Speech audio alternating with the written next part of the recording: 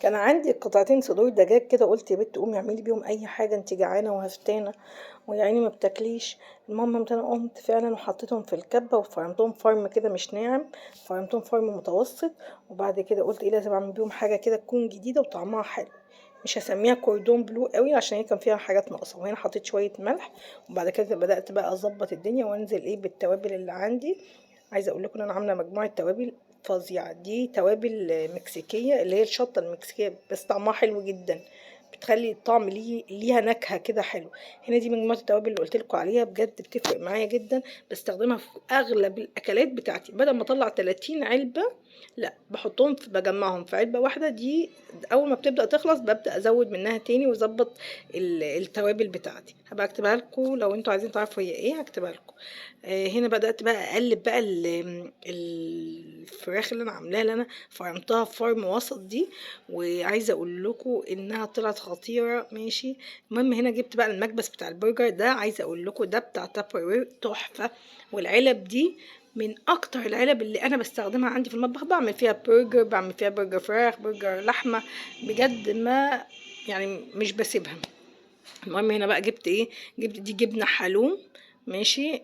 جبنه سوري بحبها جدا. الجبنه دي عايزه اقول لكم مطتها وبتسيح، بتبقى طعمها فظيع، احلى كمان من الموتزاريلا وليها طعم. هنا برضو حطيت هنا حته جبنه موتزاريلا، وحطيت هنا جبنه الحلوم. وطبعا لو كان عندي بقى تركي مدخن كانت فرقت معايا، وكان بقى فعلا بقى ده كان بقى كوردون بلو. المهم هو ما عنديش تركي مدخن، عادي عادي، انا من الناس اللي ما بيفرقش معايا المواضيع دي، اي حاجه ناقصه بس بكمل اللي انا هعمله وخلاص. وحطيت شويه زيتون، كانوا عندي شويه زيتون كده. والمهم ايه بدات اكبس بالمكبس بتاع البرجر ده، وكبستهم مع بعض. وايه وبعد كده هدخلهم فين، هدخلهم الفريزر. سبتهم لحد ما اتجمدت خالص، اتجمدت خالص في الفريزر وبقت مجمده. هنا جبت بيضه وحطيت عليها شويه فلفل اسود وحطيت عليهم شويه ملح وقلبتها. وبعد كده جبت مش عارفه اسميه ايه يعني الاختراع ده. المهم ايه بصوا بقى البيض اللي طرطش ده اكتر حاجه عصبتني، ده اتعصبت يعني. المهم عملتها في البيض اساسا. ده انا اساسا ما بعملش البانيه بتاعي في البيض، بس انا قلت المره دي اما اعمل في البيض وكده يعني.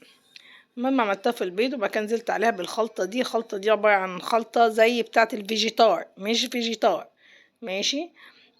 وبيبقى محطوط عليها دقيق ومحطوط عليها ملح وفلفل اسود وشطه، وبقى مظبطاها يعني.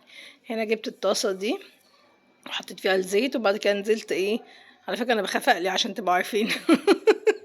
عارفين اللي بيحط حاجه ويجري انا. بصوا بقى، سامعين؟ سامعين صوت القرمشه؟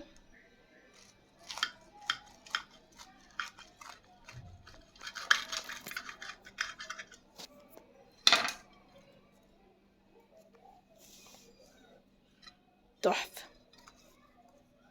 تحفه، كان طعمها خطير خطير خطير، لازم تجربوها بقى. واو، عمالة تبظ في الجبنة، تحفة تحفة تحفة.